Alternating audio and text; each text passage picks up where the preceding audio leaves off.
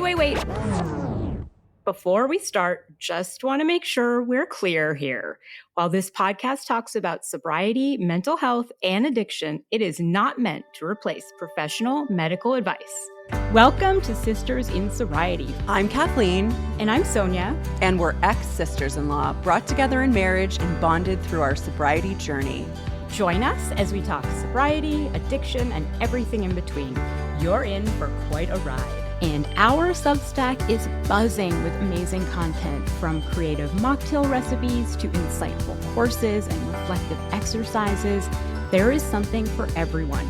Don't miss out. It's a great way to add some extra joy and depth to your journey. Check it out.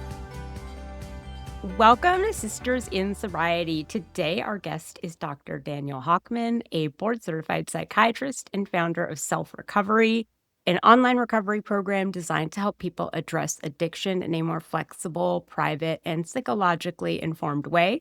His approach focuses on understanding the emotional and psychological drivers underneath addictive behavior, the anxiety, shame, unmet needs, and coping patterns that often sit below the surface. So today, we're going to talk about why willpower isn't enough, what addiction is actually trying to solve, and how recovery can be designed to work in the real world. Welcome, Dr. Hochman. Thanks a lot for having me. Thanks for being here. So for listeners who are meeting you for the first time, can you tell us a little bit about who you are and the work you do? Yeah, so I'm a psychiatrist, and I'll just start. A lot of people don't know exactly what that is. So I trained medically, so I went through medical school. And then instead of choosing a certain specialty like family medicine or surgery, psychiatry is one of those. So I have a medical background, but in psychiatry, we study and learn psychology as well. So in my private practice, I'm combining those. I never see people for med management only. We're always looking at underlying issues. I got exposed early on to treating addiction. I did some moonlighting as a resident and just loved the field and the problem and challenge of addiction. I've got a private practice and the online recovery program, and I'm entirely geared towards looking at underlying issues. Yeah, and was there a moment in your career that you realized that traditional recovery systems weren't working for a lot of people? Really from the start. I was at an academic, so I was at University of Colorado training as a resident. There was both the chance to rotate through a pretty prestigious facility there called CEDAR, and so you could rotate there as a resident and get experience, and so I did that. There was an extra opportunity to work there as well during residency. And so I would do that. I would cover overnight shifts, and I got exposed to the facility thinking that it's a top sort of academic institution. Surely they'll be using science-based, evidence-based approaches. And you get in there and you realize, well, they have some of that. And I like the facility, so I don't mean to say it's bad, but they were very, very 12-step based. And so not just from reviewing literature on that, but just being able to assess, interview, and treat the patients there, you could already see early on in my training that there were major gaps in people's treatment and biases as well that still very much live on, from decades ago. So it was really my first professional exposure to it. It was already evident. And then that only grew, my awareness of the gaps and failures of the industry were only more clear as I got further into the field. What are some of those gaps in, for example, programs like AA? Well, a lot. And so if I talk about AA 12-step, it's also just the industry that sort of spawned out of that. So, you'll get someone, went through AA, and then they'll start a rehab detox center, inpatient, outpatient kinds of, programs. So like IOP, PHP. And then the people who go through those start other ones. So, so there's sort of two things happening. There's like the 12-step AA ideologies and steps, but there's also just then the people, right, that adopt those and then start centers. And so there's a lot of the failures are because people who start these facilities are not professionally trained. They're a Mhm. business owner.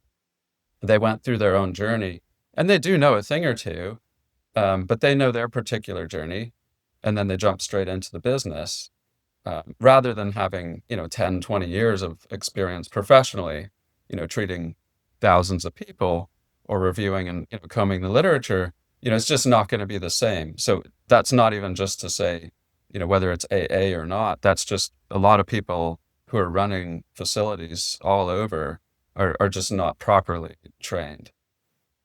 And so, do you separate the idea from like a 12-step based facility from people who are doing, for example, like outpatient, just going to meetings and working the program with a sponsor? Or are you looking at this as a whole of the 12 steps? Yeah, it's both. Really is both. Because yeah, you've got people who start the, facilities, you've got people going to meetings, of course, then, not tied to any facility, just your kind of more grassroots A group. But then, yeah, you've got other ancillary things going on all the time, whether that's books, influencers, and interventionists, and sober coaches. So that's what I mean. You've got the ideology, but you've also just got the entire industry is filled with. I mentioned to you right before we started recording that I am working through the steps, sort of as an experiment, sort of because like I've just heard it's the one thing that works. And even though I've been sober for a while, I'm still really curious, and curious about like what my hang up was about the steps. Yeah, And I realize my hangups is that I feel like the way that mental health is addressed is pretty antiquated, which makes sense because it was written a really, really long time ago. So are there things that you think the literature gets right? And are there things that you think the literature gets wrong about the kind of root cause of addiction? yeah. Well, may I ask, what have you noticed so far? Um, like with, So, step one or two, like what have you noticed trips you up? yeah, so I think it was step 2, and what trips me up, it's the idea that so obviously the idea of a moral failing, the idea that it's just this vague, obscure thing that we're afflicted with, which is sort of not part of my journey, right? A part of my journey is figuring out what trauma sort of happened early that caused me this inability to cope with things, and so I turned to alcohol. And so yeah, the idea that there it's just this affliction given to you by God, and so God is the only one that can essentially solve it, and that the literature is it's almost like a Bible, right? And so I think that is what trips me up. That was Yeah. a long-winded explanation of Mm. a combination of the wording and a combination of it's just this affliction, that we Yeah. cannot understand. Yeah. Yeah. So, there's a lot just in that, right? And that's only just a sliver of what you've noticed on just a couple steps. I'm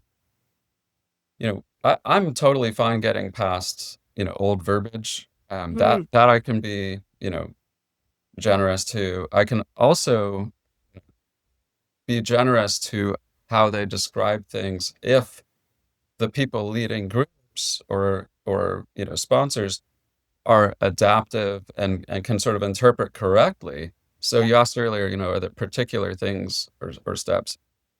I wouldn't say there's like, one terrible thing. It's that kind of all throughout, you really have to be so careful about how you're understanding and internalizing the steps. So the idea at the start of being powerless over it, if you understand it to mean that at times, we don't have as much control of ourselves as other times, well, of course that's true, right? And so, of course, I have no problem with mm, someone stating that they have different degrees of control over anything, and sometimes they feel like they have much less with, say, drinking.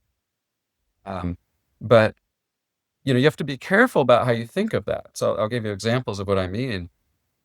If you're narrating in your head that I'm powerless over this, that's just completely false. I mean, But just technically speaking, first, if that person's sitting there in a meeting or at the office with me and they're not drinking, well, they have some power.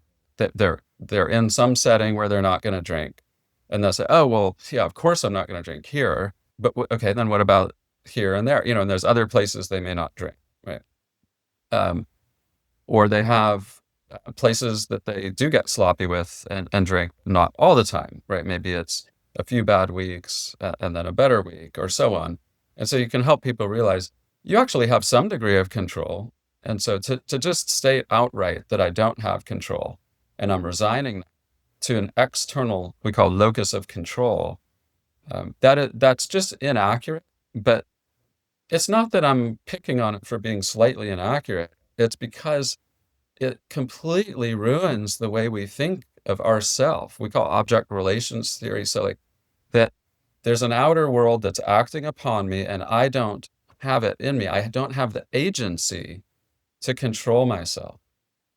And so there's semantic tricks that go on that people don't even realize is happening. So if in 12 steps you're learning, well, but it means you basically are losing control and you should resign that to the outside. People start these steps and they're like, oh, well, yeah, that makes sense. I've lost control. Look at all these stupid things I've done for a long time. Clearly, I can't trust myself and I do lose control. And so because it's nearly true, people accept it. And I'm okay with that in itself. But what happens is from the outset, you learn that you don't have agency. And now I have to listen to the outer world. And that might sound like it makes sense, right? Because of course you need help. You need to go elsewhere. But my point too would be, this is the case with every single thing in our lives. Whether you're trying to eat healthier, get up on time to the gym, just be nice more often, follow up on emails more. There are always going to be times when we're exercising more or less control. And there's always going to be, in any activity we do that takes any effort, there's going to be times when we feel like we don't have full control over it. And it can be much more matter of fact and psychologically healthy to think of that as there are times I have less control, and so I need to figure out what to do. And I don't even want to start to get into that. I mean, there's endless things we can do. One of which is seek guidance and help. But that's still part of our agency to show up and ask, but we also have to still be the quarterback of ourselves, right? We still are the agent who's deciding what treatment to get, whether we agree with it or not, how much to adopt that versus also take other parts of it, and so on. And so we are still in the end our own agent. So to resign that is very psychologically damaging going forward when, if we get any better, we're thinking of it as an intervention from the outside, not as a function of us being our best agent, trying to discover and experiment and challenge ourselves to improve. And I could go on and on. There's then problems with, steps 2, 3, 4. I mean, it goes on and on about, it's like nearly correct, but that little part that it's off makes it so hard to take ownership and improve ourselves going forward. And so people can stay reliant on the groups or the steps or a sponsor.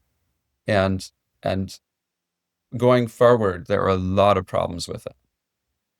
That's probably the best way I've heard it put, and is that they get it almost right, which I think they address by saying, take what works and discard the rest. But if we say that sort of like resigning agency is one of the major issues, are there things that AA gets right?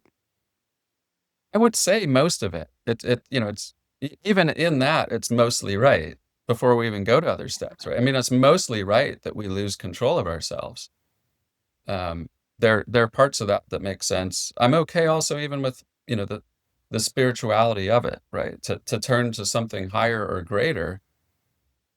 But rather than necessarily thinking that as a higher power, one of the safer ways to think about a lot of religious things, not just with 12 steps, is that, we are appealing to our best self, the ideal version of ourselves. So to appeal to a higher power can also just be to appear to some meta form, this ideal form of who we know we could be. And that's a spiritual idea, you can use outside of 12 step. So there are a lot of these things that are almost right. I wouldn't say it's all trash, and they got the experience mostly correct, and it obviously resonates with so many people. But yeah, and like you say, the big book will say, take parts of this and you can discard some.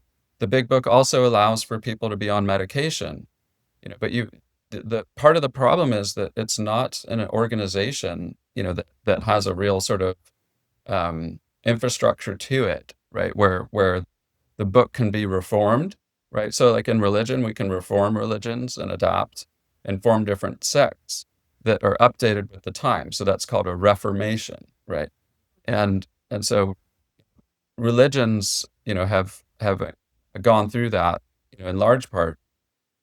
But this, it's a recent big book, right? And so it hasn't gone through a reformation, and there are no deacons and popes and things, so you don't see an evolution to update, with modern neuroscience or understandings of addiction being a learned behavior, not a disease, or just an issue of willpower that you're sort of born that way, or it being a moral issue. Like the science has been in for a couple decades now, that it's not a moral issue and that you're not born an addict.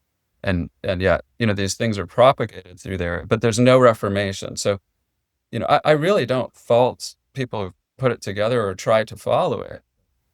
It's a very, it's not an updated, and there are a lot of enough small inaccuracies that it gets in the way unnecessarily for people to recover.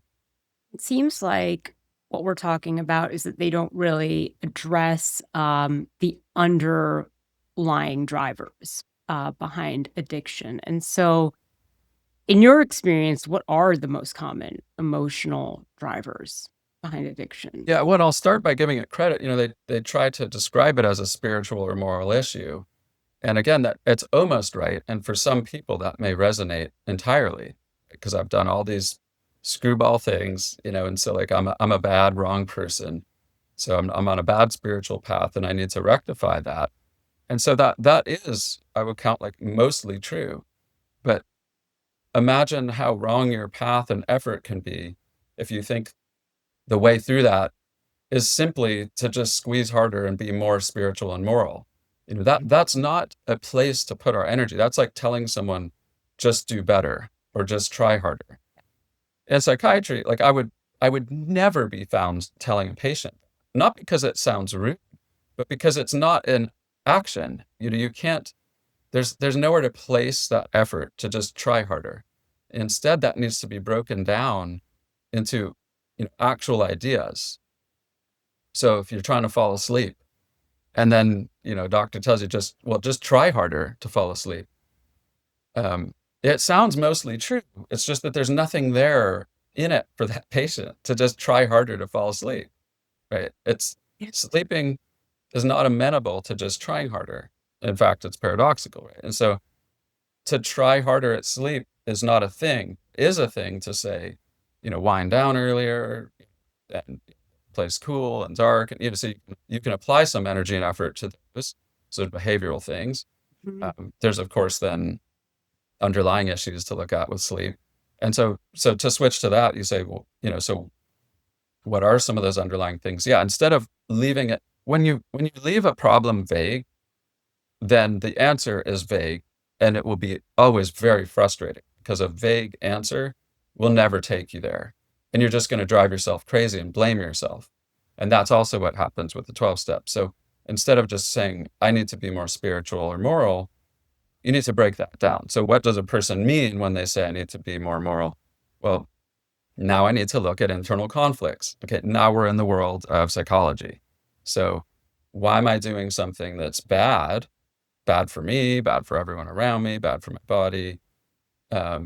we need to also look at the other internal conflicts. So why do I do that, and why don't I do that? And where is the point of conflict? And so I'll start by just saying, generally speaking, there's always some underlying distress in someone with an addiction. So even with, occasional binging as well, I would say the same thing. So that can be a diagnosable mental illness. So depression, anxiety, trauma stuff with like PTSD. Mhm. But a lot of people miss it can be subtle things like um, having a childhood that had a lot of pressures. It could be a lot of boredom. It could be emptiness. It can be life choices we're not happy with. So a lot of people are very unhappy and have angst about their career or their spouse. They're just unhappy. They're unsatisfied. So so it can be any of those things. When I say underlying distress, it could be really deep and from childhood, or it can be more kind of temporary. But whatever that is, there's a distress that person is seeking to escape, right? So there's an Yeah. intolerable emotion, I call it. And that intolerable distress or emotion drives us to seek shortcuts, to numbing or feeling better from it. And so that's only the beginning, right? Like, I still wouldn't say that's the treat, right? That's just Yeah. the framework, and then you have to explore, what those are and look at all those internal conflicts to get anywhere. When we look at these intolerable emotions, are these things we need to get to the bottom of in order to resolve the addictive behavior? I'd say the end goal should be to do that, because that is what leads to a life that is, like, finally comfortable and settled, where we're in really good mastery of ourselves and doing healthy things for ourselves well beyond just being sober Yep. or moderating, but, actually just being in good emotional control. But do you need to take care of, all those underlying issues? I would say you can get away with not. So in the model I use, there's a lot of different points of attack. So there is the underlying distress and pain, and that is the ultimate, right? And I call it a current because that's the beginning of the current, and that's sort of pushing the person down, and sweeps you through. But the one after that, for instance, would be the craving, and that's just the mind's way of coming up with a way out. So you could have terrible depression or PTSD, but if you're able to tolerate your craving, right, then it just stays as the bad feeling, but you don't then keep going down the current. And the one after that would be when we actually partake in the idea, right? So if it's a drink, the craving is having a drink. One point of attack would be something, for example, called urge surfing, where we Mhm. can have a very strong urge and use some mindfulness techniques and a sort of form of meditation where you can tolerate that and let that feeling swell up and pass through. And so if you master that in itself, then you have a very good, attack, and you can be successful in controlling drinking, even while having that underlying issue. And then we can also have the next point of attack with carrying out the addiction. You can have all kinds of measures in place to make sure to have curbs and rails, so there's different accountabilities, different behavioral techniques to try and do that. There are grounding techniques to very quickly diminish those episodes. So, um, and then we can also look at, I call the end of the current as a false pleasure. So the idea, the current, whether it's electric or water, it has to go through somewhere. And so that last piece of the current is that there is a pleasure that we're seeking. Otherwise, we're not Mm. going through the current at all, right? Um, so we can also attack that. So the idea of false pleasure can be attacked philosophically, where we examine and appreciate emotionally that that's not even really a pleasure. And although people know on the surface that the pleasure they're reaching, of course, is bad for them, there are deeper techniques to examine there, where we actually can shift our philosophies there, where the idea of reaching for something that's a temporary pleasure doesn't even feel so appealing. And so those are examples of you can actually do all these other techniques. And if you leave that underlying trauma, for example, unaddressed, you can still be really doing well as far as the addiction goes, but you may not be sleeping well. You may still have a bit higher blood pressure. You may still be have an underlying level of irritability or agitation or get triggered in certain situations. And so you still would probably want to take care of that if you just want to have a very comfortable, satisfying life that you probably imagine. So, in the end, do that work, but you don't need to if you're just looking for certain end measures like sobriety.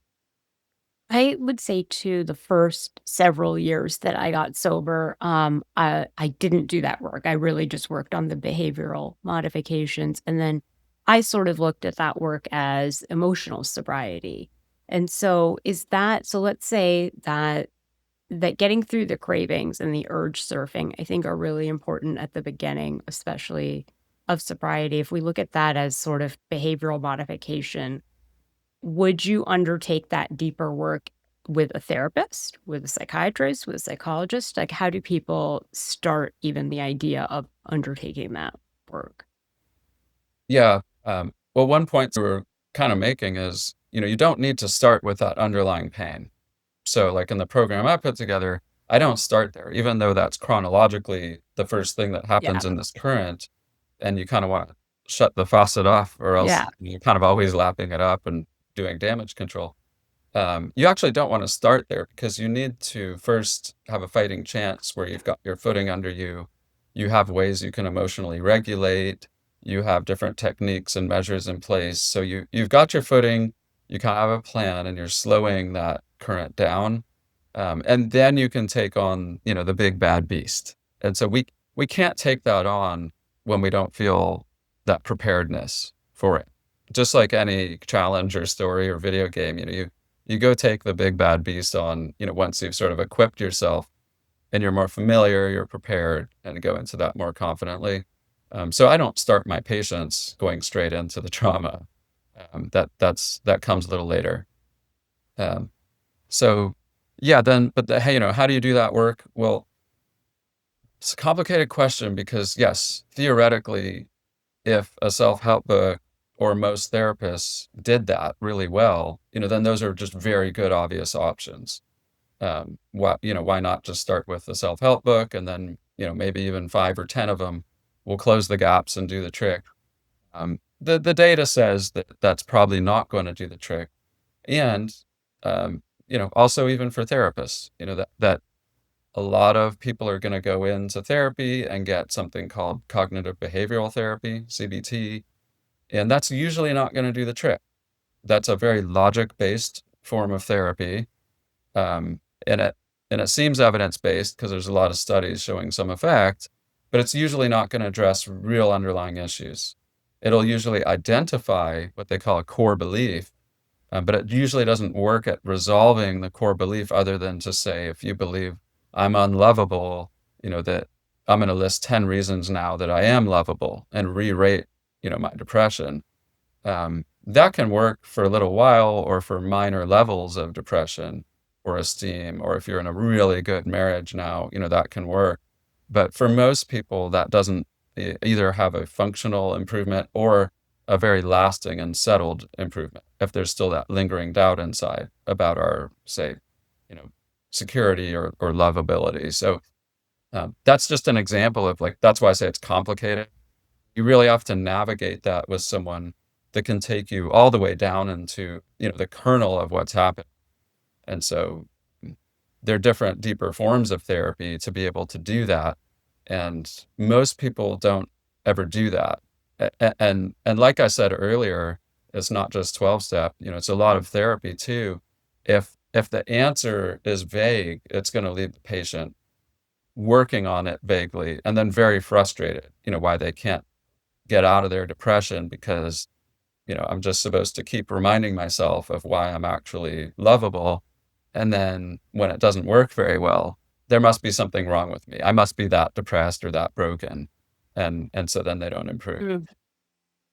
And so when you talk about your program, what can you walk us through the steps of your program?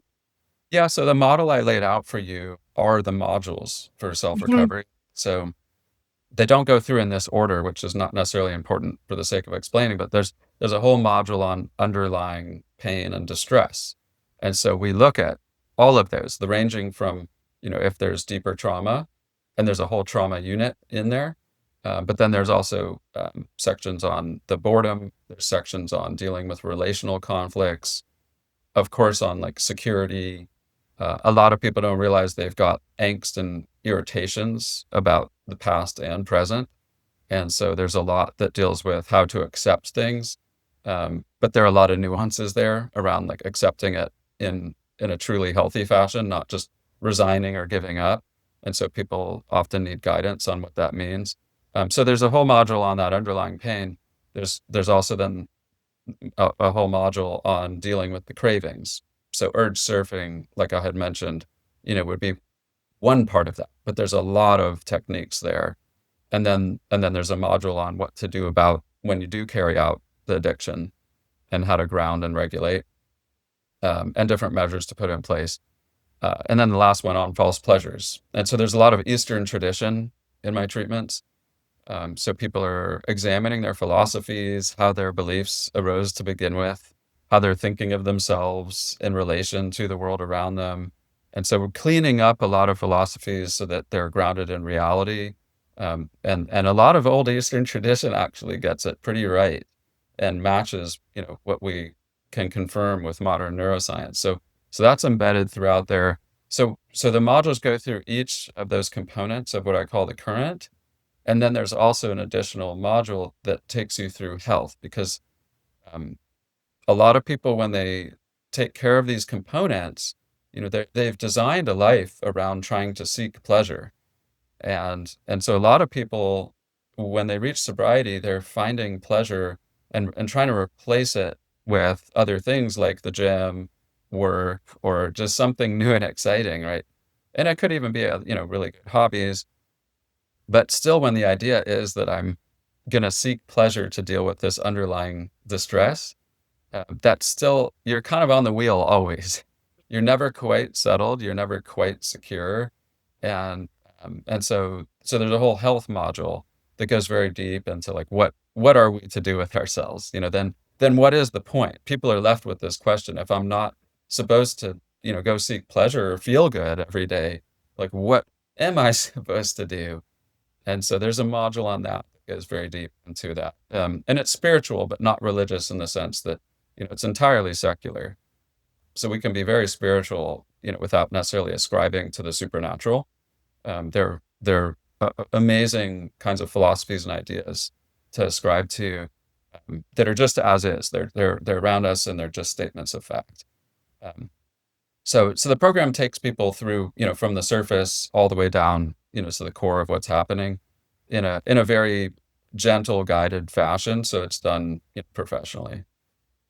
So, for example, is there an intake process, and are there people that the program is not for? For example, what about people who want to moderate, and aren't interested in abstinence? Is that something that your program Yeah. addresses? Yeah.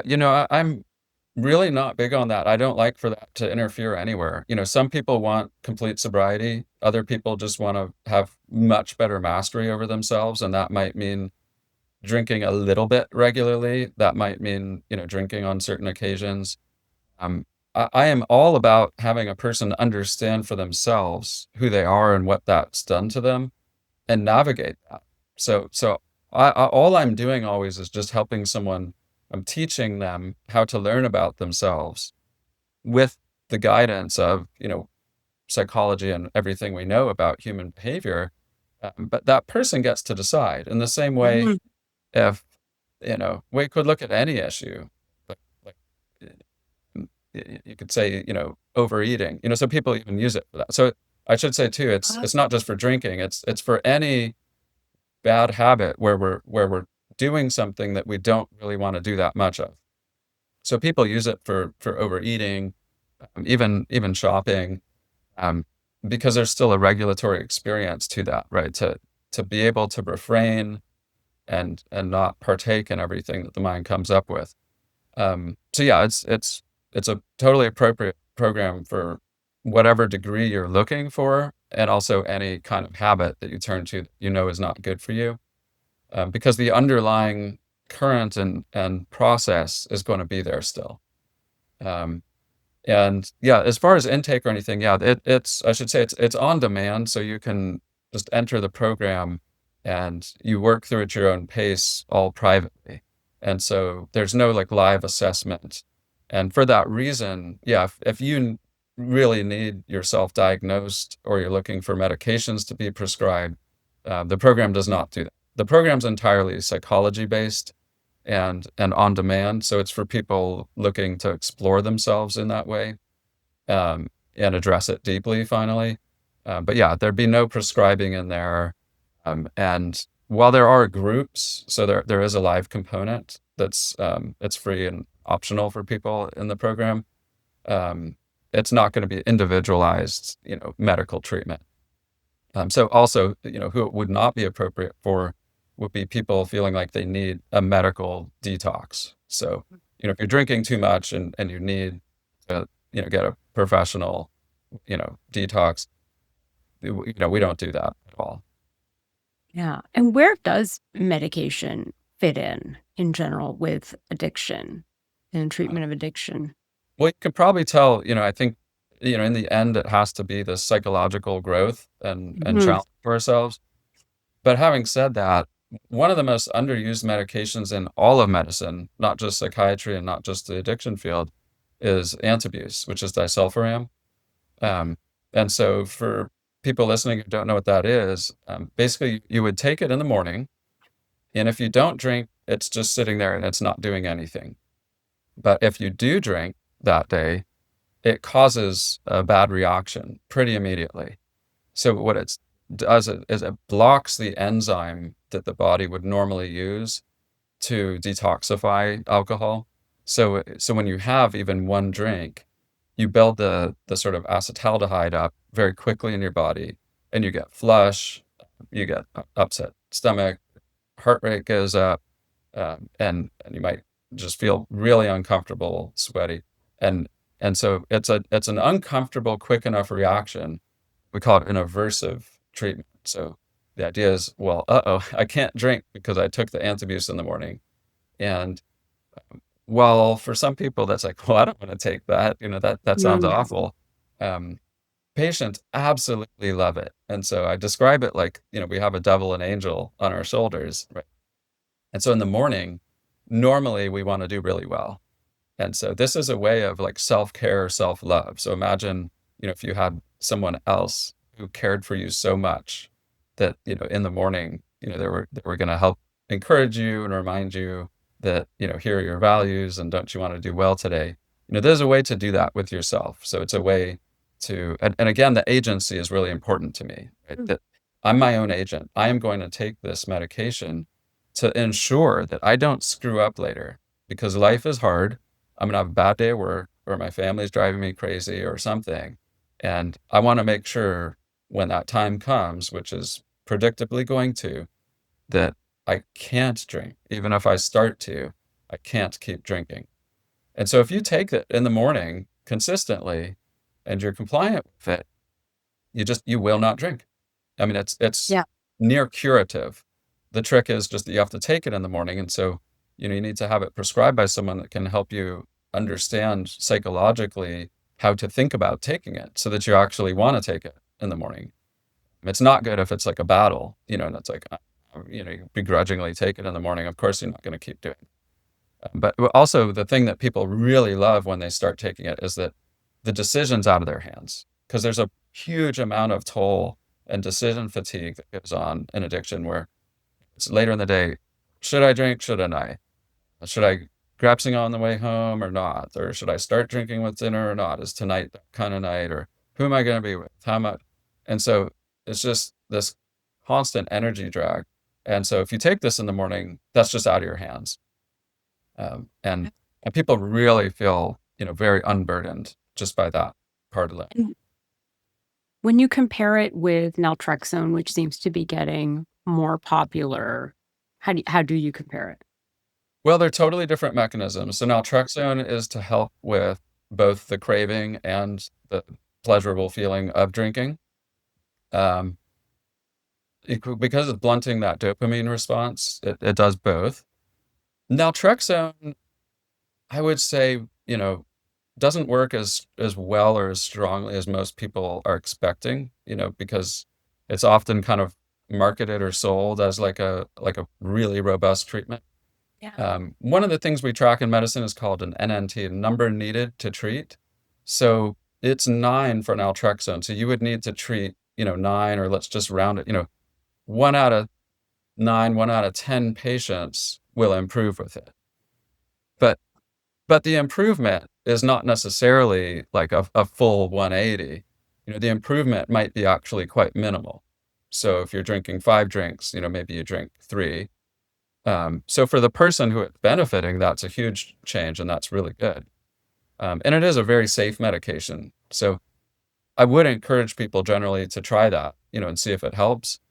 Um, but it's not necessarily, this wonder drug. Antabuse, on the other hand, if you take it in the morning, it's 100% effective. You cannot drink on it. So that's why I say it's just so underused. We hear a lot about naltrexone now, and so, I was yeah, I was under the impression that it worked for most people, but that's not the No, case. unfortunately not. Yeah. Yeah. So if we shift gears a little bit to talking about high achieving environments and people who are high achievers, which I'm sure you have a lot in your programs because they probably are looking for something on demand and private. How does addiction show up in those environments and does it show up differently? Yeah, there are different pathways for high achievers. One of the pathways to addiction with high achieving is, life was so terrible early on that that person learns to achieve in order to escape that, right? So there's a very unhealthy association with, if I get A's, if I'm the captain of a team, and then later on, build a resume or graduate well or make partner or some professional thing, that's like my ticket out of whether it's the trauma or abuse or just something being picked on, not ever kind of fitting in or being on the margins socially. To achieve can mean something very valuable. And so that's one pathway to high achieving. Um, but, uh, another more subtle form for high achievers to find addiction is just that even without any kind of terrible childhood or abuse or anything, just these subtle kind of remarks where often it's parents who mean very well and they're just trying to encourage and always foster the child to do really well. And so it starts out usually academically, but it can also be extracurriculars where, they were learning that I'm valued for achievements, which are external to me as a person. If I can reach these milestones and accolades, that's what the world wants, and that gets noticed, that gets rewarded, and it's pernicious, right? That keeps going because the whole world wants that person to do more and more. The teacher loves it. Your friends may like that, you're achieving or, strong in certain areas. And then of course that gets rewarded professionally, when you're older, either financially or with status, or you get things, or you get, just more in life, right? By achieving more. And so often that ends up being very empty and falls flat because all the while you have a very undeveloped sense of self where, who I am is in an identity of things that I can do, but not necessarily in who I am in terms of my personality, my sociability, my character. And so even if you have cool things about you in your character, you haven't necessarily tied or paired or associated that to your worth. And so it's very hard to undo achievement in that kind of form too. So I just named that path because it's not like high achievers were bullied as a kid, nor is it always type A kinds of parents. So what happens, this happened to me, when someone's identity is built entirely around performance or achievement? How do you start to undo that, and how do you work with patients like that, to help them rebuild their identity? Yeah, well, and that's why it's so cool that you're doing what you do, right? Because we're spreading that. The first thing is to start to recognize, oh, that's a thing that Mhm. it there is this thing where, oh man, I've been tying my sort of external achievements and identity to my worth. Usually at first people wrestle with that because it's like, well, but then what else would I do? Like what, aren't those really good ideas? And so you have to challenge some of those philosophies. And, one of the ways to start to think about that and challenge yourself is just, you know, by the results, right? If I have to drink to be able to like calm down in the evening or turn off that active part of me, or if I'm feeling unsettled or if my blood pressure is high, like the results are in, it tells me like this is not working. Often there's other qualities that don't go well as well. So, if you've got kids, you might be a little too on their case. You might be too focused on that for other people. You might be trying to make friends who are high achievers and realize, they're not the comfortable kinds of friends you would want and so on. So there's these other tells, so to speak. And so that's a good one, is just to notice, okay, well, even if I do believe that this is good for me, if it's not good for me, because of these other signals, then I must be willing to challenge myself. Um, and so you can take that farther and farther, as far as that sort of, I'd call like first filter of just challenging the idea of achievement. Mm. But I think also what you're asking is then, well, what do I do about the more underlying issue there? And it is to grow a sense of self.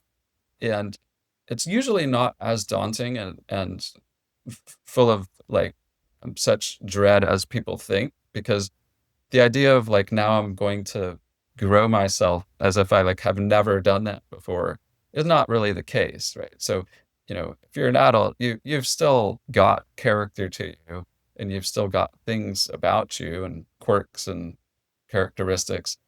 And so it's not necessarily like you have to start from scratch, but it is about starting to sense and identify with those parts of you and sort of grant them some validity, that like that is a real thing, right?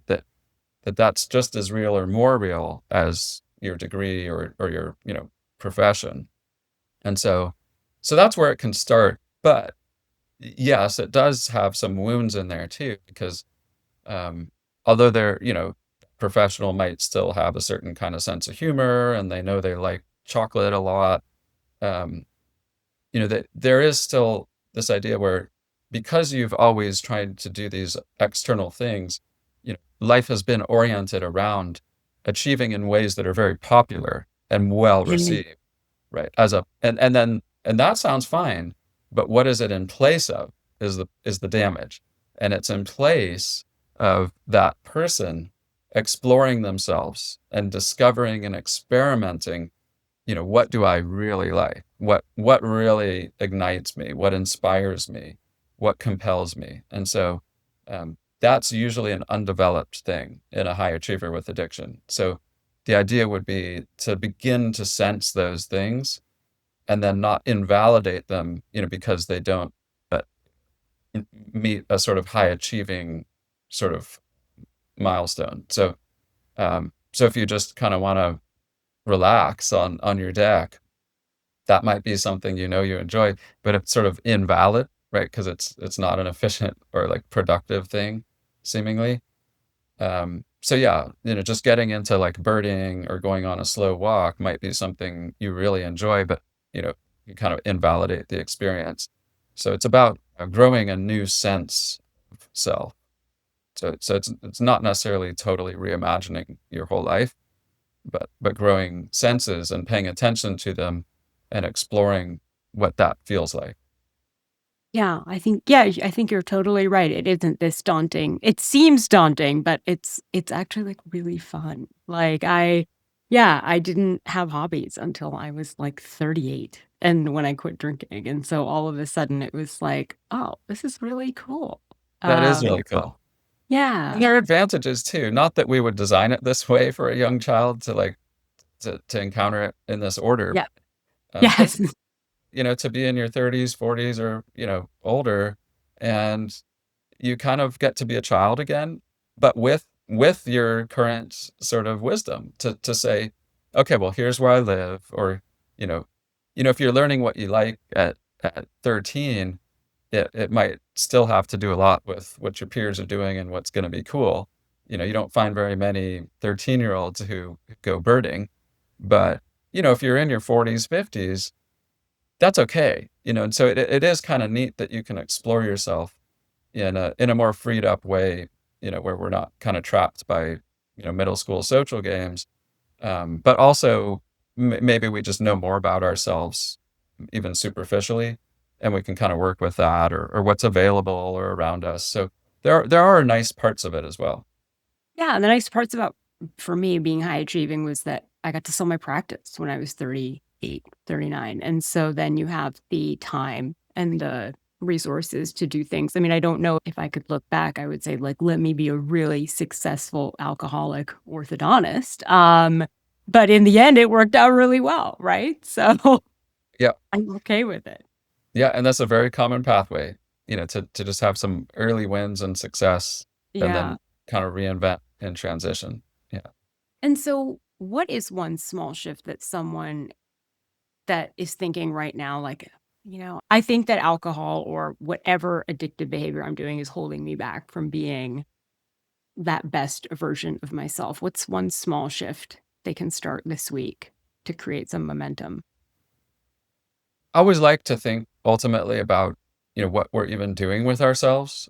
So, um, without pretending I can know, one trick that'll help for everybody, one of the things that would be more universal is to really take a moment of pause. So if you have a drink, um, just before you take that first sip, because it's a very sort of, you're like almost there, right?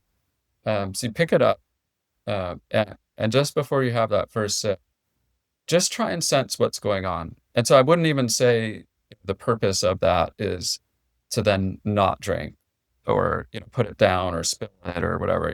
That there's more steps needed to do that successfully. But this first one is just, you're going to grab that first drink. So when you're pouring or when you're about to pick it up and drink it, just try and sense what is going on with you, what's stirring around. What is the feeling? Is it boredom? Is it anger? Is it irritations? Are there inner conflicts? Is it your past coming up? What is the feeling you're drinking away?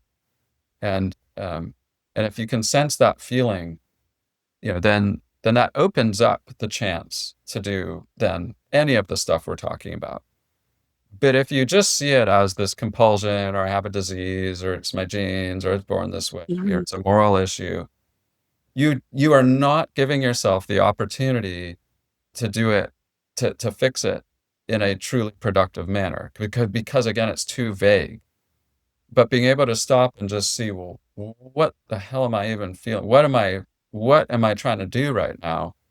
Don't even try and stop it. Just start to learn what that is.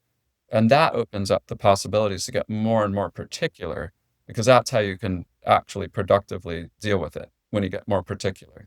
So I'd say grow a sense of that very particular moment. I think that's a great place for us to end. That is such good advice. Thank you so much, Dr. Hochman, for being on. Yeah, thanks a lot for having me. Thanks. And we will link to your program in our show notes. And I actually think a lot of our listeners will get benefit out of that. So thank you so much. Thanks a lot, Sonia. And thank you all for listening to Sisters in Sobriety. And we will see you next week. This was Sisters in Sobriety. Thank you for listening and being with us today. If you want to learn more about sobriety and meet your community, find us at sistersinsobriety.substack.com. Are you a sister in sobriety? Then reach out on social media. We'd love to hear from you. If you're feeling generous, leave us 5 stars and a review and follow us wherever you listen. You'll never miss an episode. Until next time.